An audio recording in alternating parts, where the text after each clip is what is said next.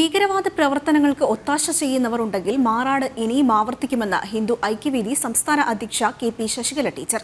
മാറാട് ബലിദാനത്തിന്റെ 21ാം വാർഷികത്തോടനുബന്ധിച്ചുള്ള അനുസ്മരണ സമ്മേളനത്തിൽ കോഴിക്കോട് സംസാരിക്കുകയായിരുന്നു ടീച്ചർ. ഇന്നലെ രാവിലെ മാറാട് ബലിദാനികളുടെ സ്മൃതി മണ്ഡപത്തിന് മുന്നിൽ നടത്തിയ പുഷ്പാർച്ചനയ്ക്ക് ശേഷം വൈകിട്ടായിരുന്നു അനുസ്മരണ സമ്മേളനം സംഘടിപ്പിച്ചത്.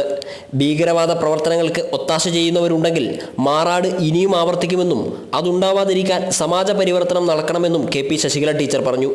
ആരുടെയെങ്കിലും മനസ്സ് ഭീകരതയ്ക്ക് അനുകൂലമായ മനസ്സായി മാറുന്നുണ്ടോ എന്ന് ചർച്ച ചെയ്യണമെന്നും ടീച്ചർ ആവശ്യപ്പെട്ടു.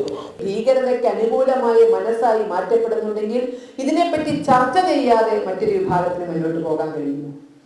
കേവലം സംഘടനകളുടെ ശക്തി കൊണ്ട് മാത്രം സാധിക്കില്ല. സമാജത്തിലെ പരിവർത്തനം അനിവാര്യമാണ്. അതുകൊണ്ട് തന്നെ സമാജത്തെ കൊണ്ട് അത്തരത്തിൽ ചിന്തിപ്പിക്കാനുള്ള ഒരു ഭഗീരഥ പ്രയത്നം, പ്രചണ്ഡമായ പ്രചരണം നടക്കണം.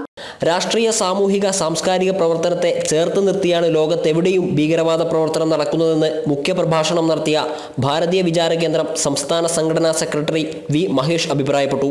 കേരളത്തിലെ തീവ്രവാദ പ്രവർത്തനത്തിന് രണ്ട് മുഖമാണുള്ളത്. അതിലൊന്ന് മാപ്പിള കലാപവും മറ്റൊന്ന് മാറാട് കൂട്ടക്കൊലയുമാണെന്നും അദ്ദേഹം കൂട്ടിച്ചേർത്തു.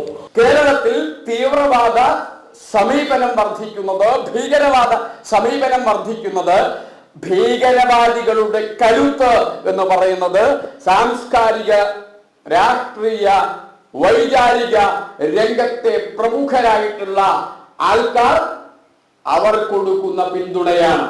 അനുസ്മരണ പ്രഭാഷണത്തിനു ശേഷം ബലിദാനികളുടെ ഛായാചിത്രത്തിനു മുൻപിൽ പുഷ്പാർച്ചനയും നടത്തി. ജനം, കോഴിക്കോട്.